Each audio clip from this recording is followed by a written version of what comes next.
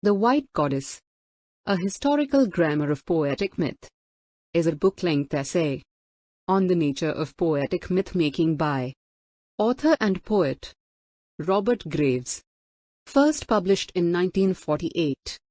The book is based on earlier articles published in Wales magazine.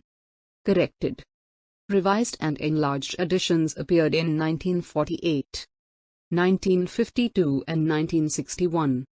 The White Goddess represents an approach to the study of mythology from a decidedly creative and idiosyncratic perspective.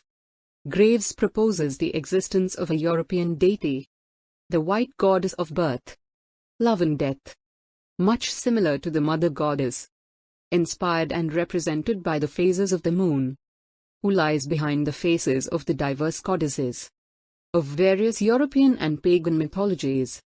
Graves argues that true or pure poetry is inextricably linked with the ancient cult ritual of his proposed White Goddess and of her son. Many of the book's themes are also explored in a fictional form, through his depiction of a future society dominated by great goddess religion in the 1949 novel 7 Days in New Crete. Poetry and Myth. Graves described The White Goddess as a historical grammar of the language of poetic myth. The book draws from the mythology and poetry of Wales and Ireland especially, as well as that of most of Western Europe and the ancient Middle East, relying on arguments from etymology and the use of forensic techniques to uncover what he calls iconotropic redaction of original myths. Graves argues for the worship of a single goddess under many names, an idea that came to be known as matriarchal religion in feminist theology of the 1970s. The Golden Bough, 1922, but first edition published 1890. An early anthropological study by Sir James George Fraser is the starting point for much of Graves's argument.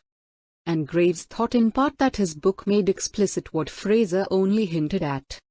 Graves wrote, Sir James Fraser was able to keep his beautiful rooms at Trinity College, Cambridge until his death by carefully and methodically sailing all around his dangerous subject, as if charting the coastline of a forbidden island without actually committing himself to a declaration that it existed.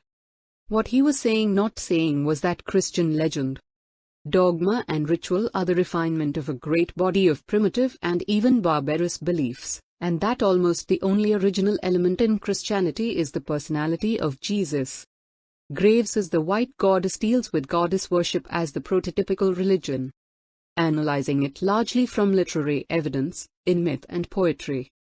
Graves admitted he was not a medieval historian, but a poet, and thus based his work on the premise that the language of poetic myth anciently current in the Mediterranean and Northern Europe was a magical language bound up with popular religious ceremonies in honor of the moon goddess, or muse, some of them dating from the Old Stone Age, and that this remains the language of true poetry. Graves concluded, in the second and expanded edition, that the male-dominant monotheistic god of Judaism and its successors were the cause of the White Goddess's downfall, and thus the source of much of the modern world's woe. He describes woman as occupying a higher echelon than mere poet, that of the muse herself. He adds this is not to say that a woman should refrain from writing poems, only that she should write as a woman, not as an honorary man. He seems particularly bothered by the specter of women's writing reflecting male-dominated poetic conventions. Graves derived some of his ideas from poetic inspiration and a process of analeptic thought, which is a term he used for throwing one's mind back in time and receiving impressions. Visual iconography was also important to Graves's conception. Graves created a methodology for reading images he called iconotropy. To practice this methodology, one is required to reduce speech into its original images and rhythms and then to combine these on several simultaneous levels of thought. By applying this methodology, Graves decoded a woodcut of the Judgment of Paris as depicting a singular triple goddess rather than the traditional hierarchy. Athena and Aphrodite of the narrative the image illustrates. End of the analysis. Thank you.